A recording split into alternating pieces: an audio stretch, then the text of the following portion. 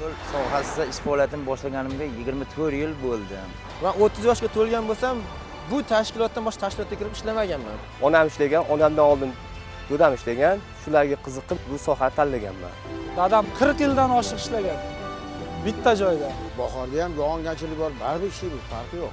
Har kuni erta soat 8 dan 5 gacha yo'lda xizmat qilamiz. Shu sohadan mana 3 ta qizimni uzatdim, Allohga shukr. O'g'limni uylantirdim. Xudoga shukr, faqat yo'lda yuramiz, mehnat qilamiz. Keksa yo'lchi aka deb chaqirishadi. Mehnat qilgan odam hech qachon kam bo'lmaydi ham, qarimaydi ham. Ular yo'lning odamlari, yo'l odami.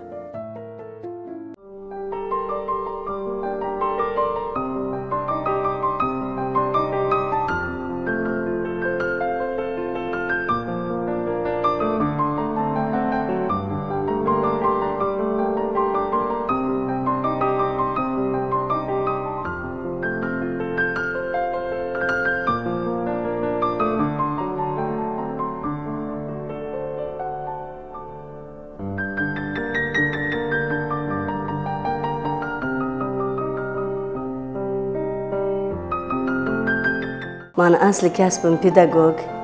O'zbekiston Milliy universitetini filologiya fakultetini tugatganman.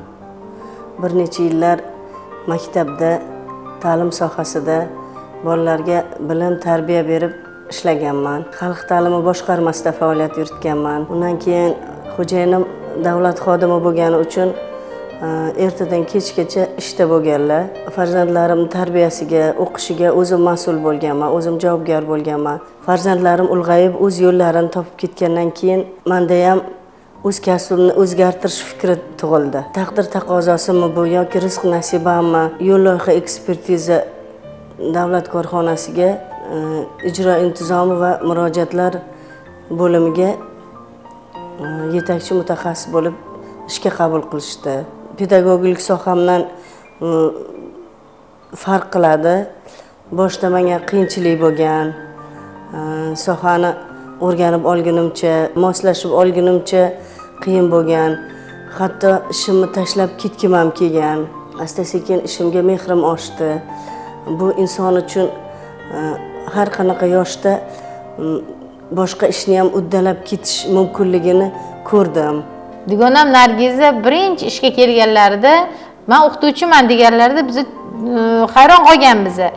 Nahotki o'qituvchilar shunaqa muloyim, shunaqa samimiy bo'ladi deb. Keyinchalik ish jarayonida ko'rib bildikki, haqiqatan nima mehrli, oqibatli, samimiy ayolliklarni bildik. Odamning xulq-atvori kasbiga bog'liq emas ekan. Chunki bu yoqda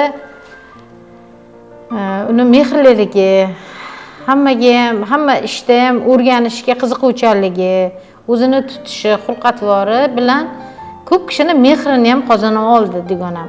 Nargizadek dugonam borligidan men faxrlanaman. Haqiqatan ajoyib ayol. Yo'l loyiha ekspertiza ishxonamiz avtomobil yo'llari texnik holati tahlili va harakat xavfsizligi markaziga aylantirildi. Bunda ishxonada ish hajmi ham ko'paydi. Bizning bo'limimizga ba'zida 30 ta 40 talab xatlar kelib tushadi. Ularni har birini o'qib chiqib, mazmunini tushunib, tegishliligi bo'yicha boshqa bo'limlarga jo'natamiz. Fuqarolarni muammolariga javob berganimizda, ularni muammolarini o'z vaqtida hal bo'lishida ularga qo'ldan kelgancha yordam berganimizdan xursand bo'laman. O'zimda bir yengillik his qilaman, faxrlanib ketaman. Kasbimning qiyinchiliklari ham esimdan chiqib ketadi. Men shu avtoyo'lga ishga kelganimdan keyin har bir yo'lchi, quruvchi, tozalovchilarni kasbini mashaqqatliligini his qildim. Bular hammasi meni bir oilamdek bo'lib qolgan. Ustozim, do'stim, ukam, singlimdek bo'lib qolgan. Men ularni har doim ishini qiyinchiligini, og'irligini his qilib turaman. O'qituvchilik kasbim ham esimdan chiqib, xuddi avvaldan yo'lchi bo'lgandek his qilaman o'zimni. Ilgari avtoyo'l sohasida faqat erkaklar ishlaydi deb o'ylardim. Lekin bu sohaga kirib kelganimdan keyin ayollar ham faoliyat yuritayotganini ko'rdim. Ishxonamizda bir qancha ayollar faoliyat yuritadi. Ular hammasi hurmatda, e'zozda, Shu yillar davomida o'zim ham shogirdlar chiqardim. Shu o'rgangan bilimlarimni ularga o'rgatdim. Ishxonam ham ikkinchi oilamdek bo'lib qoldi. Men hozir shu avtoyo'l sohasisiz, ishxonamsiz hayotimni tasavvur qila olmayman. Shu avtoyo'l sohasiga kirib kelganimdan afsuslanmayman. Ishimdan faxrlanaman.